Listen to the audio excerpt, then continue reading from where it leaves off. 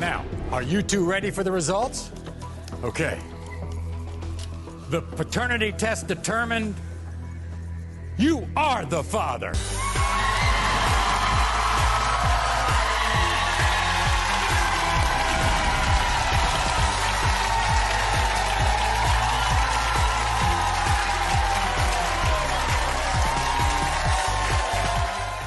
Ladies and gentlemen, it's the Pleb. In today's story, the entire mainstream media is coming for revenge against Pierre Poilievre. Last week, Pierre Poilievre perfectly takes down another reporter, and now the entire mainstream media is teaming up to take him down. As well, tonight, a video emerges of Pierre Poilievre's crowds versus Justin Trudeau's crowds, and the comparison is hilarious. And in our last story, there is a petition going on right now for a no confidence vote in Canada. I need you to sign it, so stick around.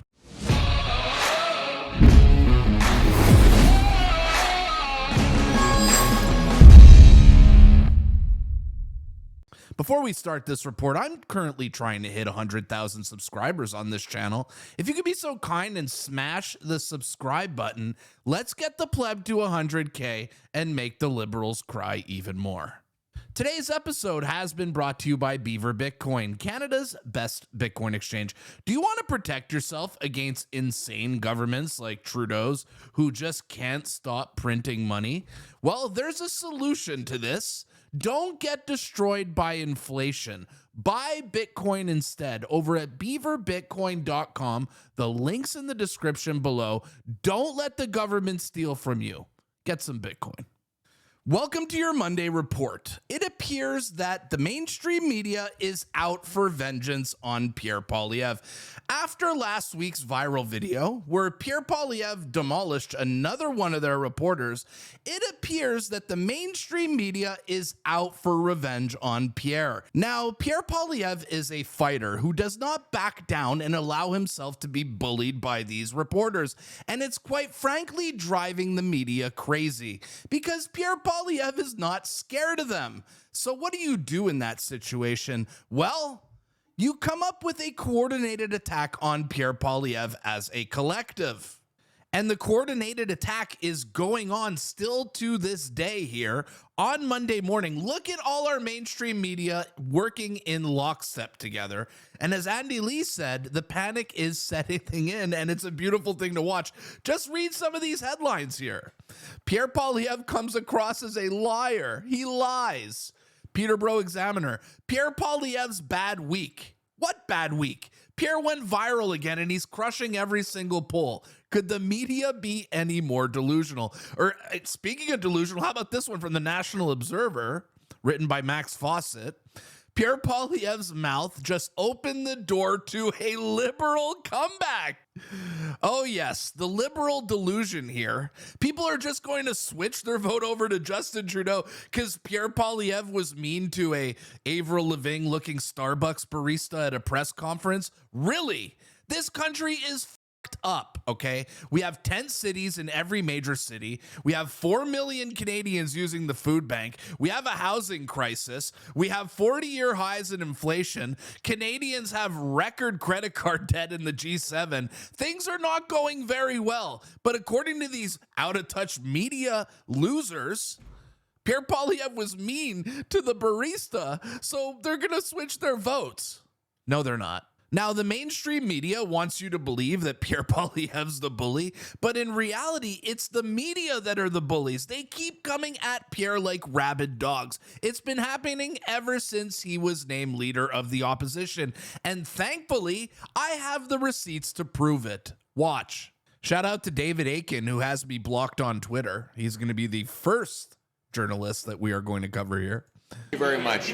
I appreciate it. Appreciate your presence here today. Before I begin, let me just say that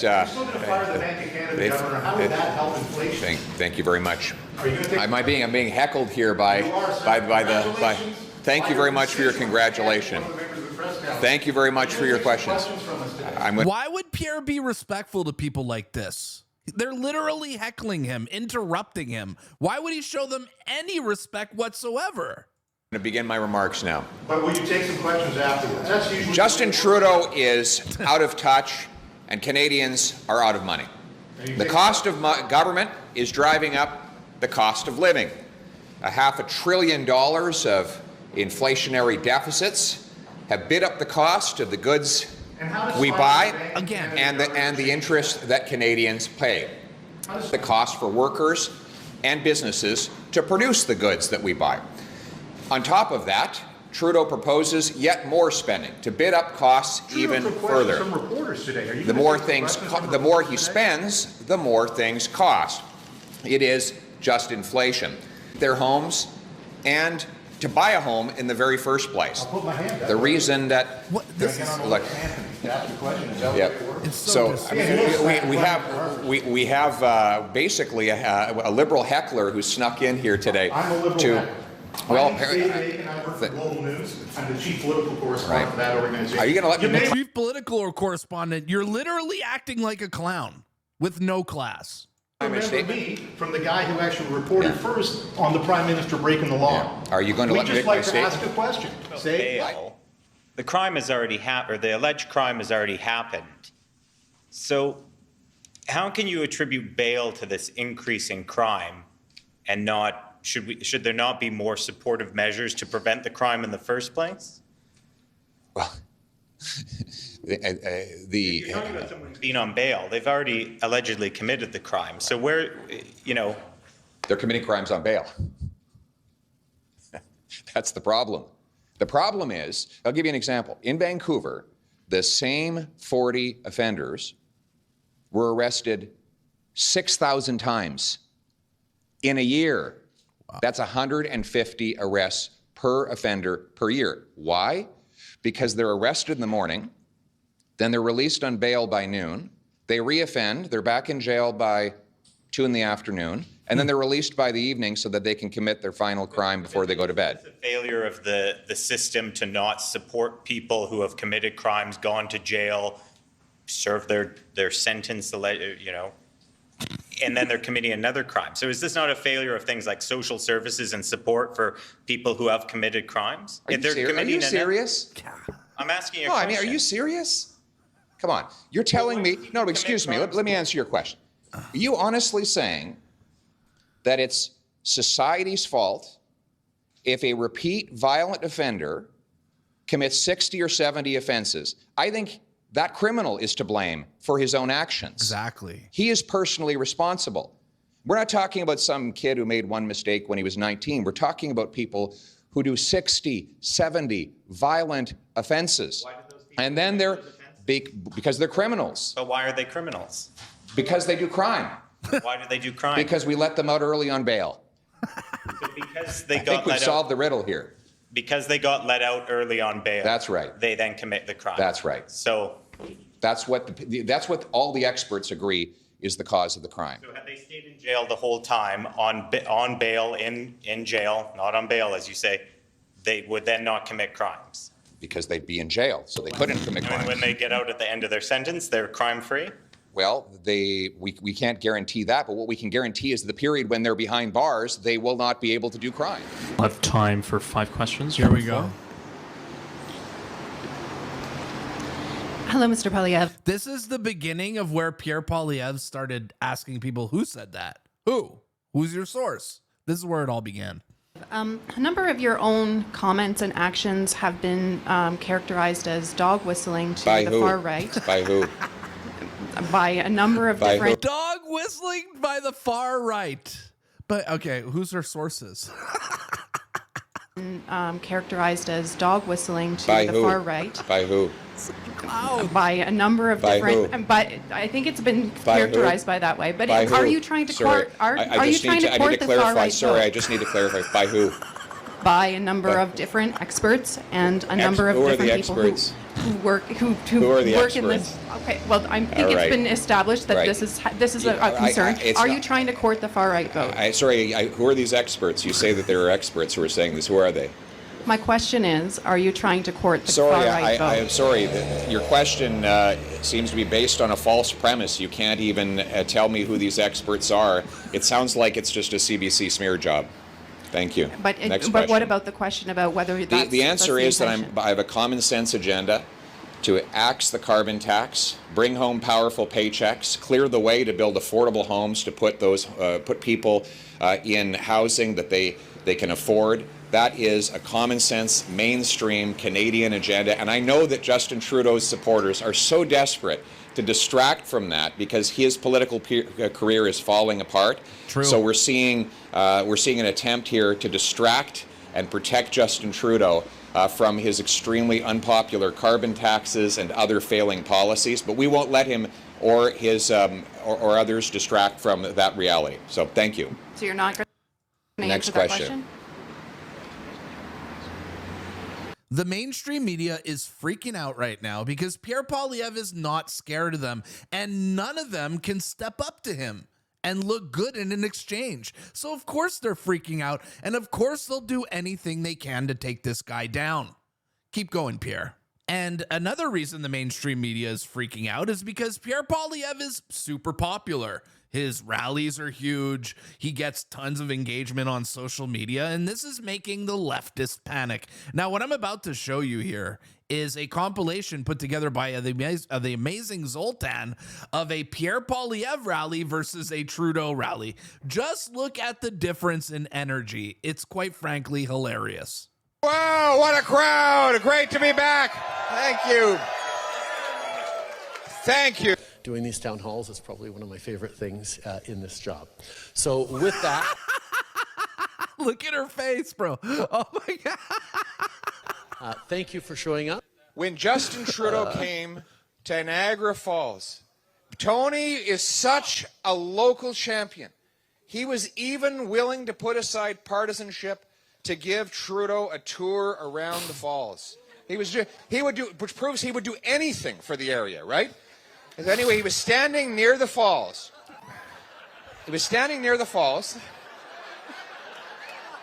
Everyone's speaking. Nobody's really listening to each other. Look at them. Boy, the Indigenous people sure gave a warm welcome to Trudeau the other day, right? If you get enough Instagram followers, if you get a nice car, if you get enough money, if you get a good job with a great salary, well then you must be successful. What else we need to do is bring home our doctors and nurses. Unbelievable. Now, the first and most obvious way to do that would be to get rid of all of these ridiculous vaccine mandates once and for all.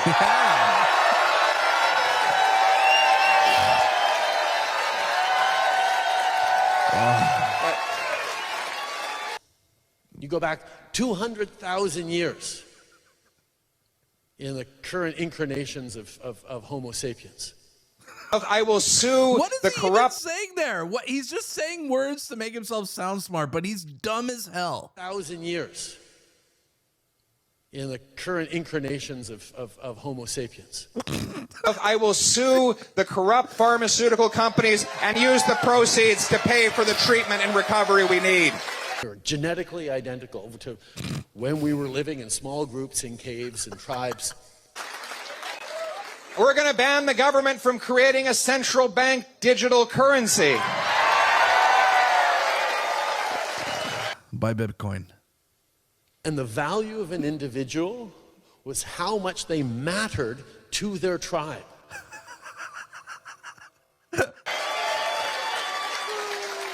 What's Trudeau even saying? What is he even saying? And I will ban all of my ministers from any involvement in the World Economic Forum. Absolutely. What a stark comparison between Justin Trudeau crowds and Pierre Poilievre crowds. Yeah, I think I understand why the mainstream media is freaking out about Pierre. In our next story, you guys remember how I've been talking on this channel about the left eating the left? Well, it appears to have happened yet again, where none other than Stephen Guilbeault had his press conference crashed by crazy climate lunatics. Watch this. Un organisme communautaire pour les hommes gays et bisexuels de Montréal, dans la circonscription de Laurier-Sainte-Marie. D'accord, ben je vais vous laisser. Je vais vous laisser une minute. Comment tu justifies le baie du Nord? C'est important.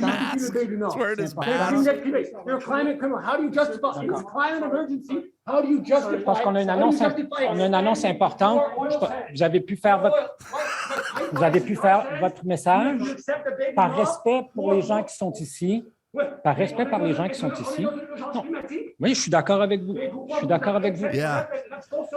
On en a fait plus qu'aucun autre gouvernement sur cette question. So Steven says, I agree with you. We're doing more than any other government has in the past.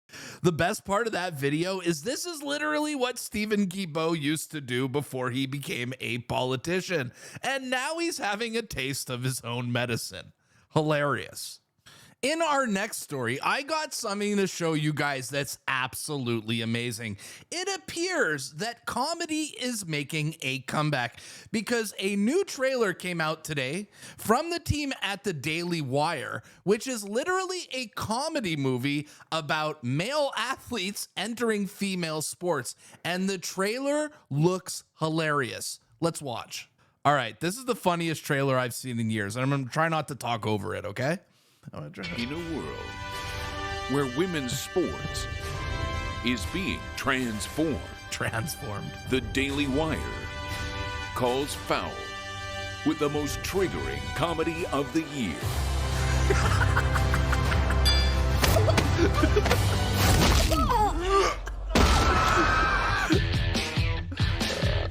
Guys, this is serious.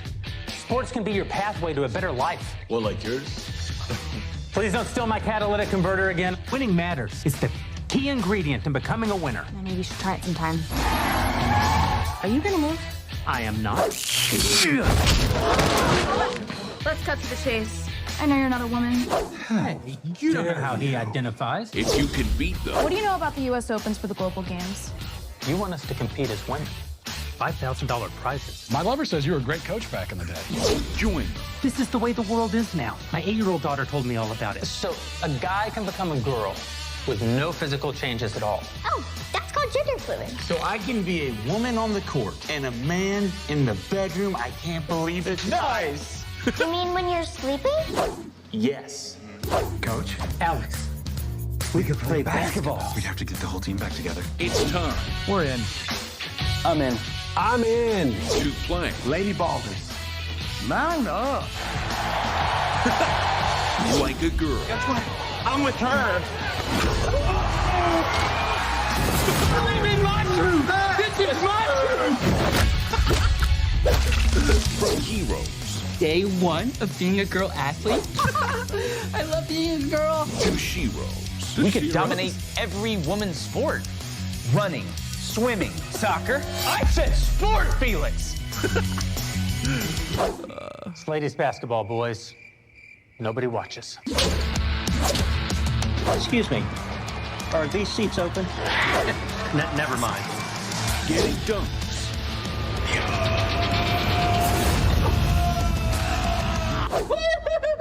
And tucking trunks. No, she didn't.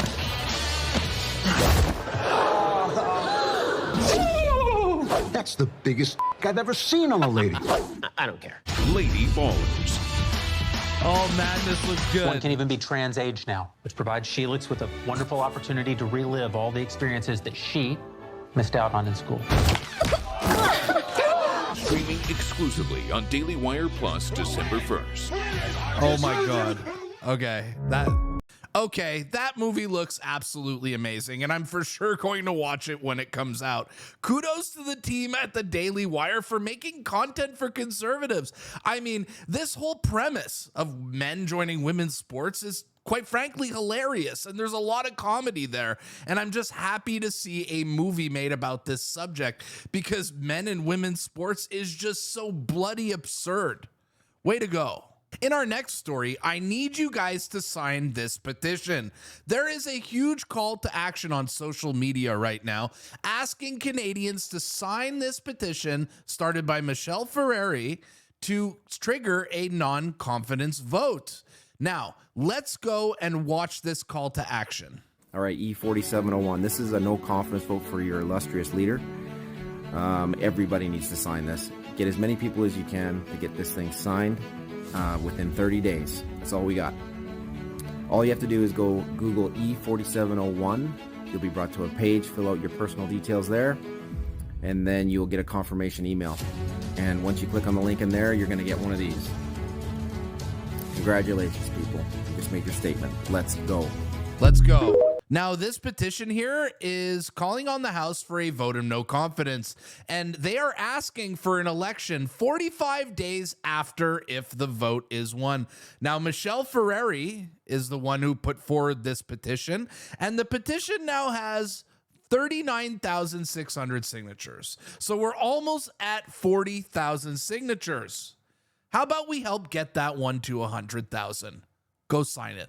All right, guys, that's a wrap for today's video, but let me ask you a question. Are you going to sign that petition, or have you signed that petition? Let me know in the comments down below if you're into. All right, if you enjoyed this video, make sure to smash the like button, subscribe to my channel, share out the video, or tell your friends about this channel. My name is the Pleb. This was today's report. I'll see you guys at the next one. Peace.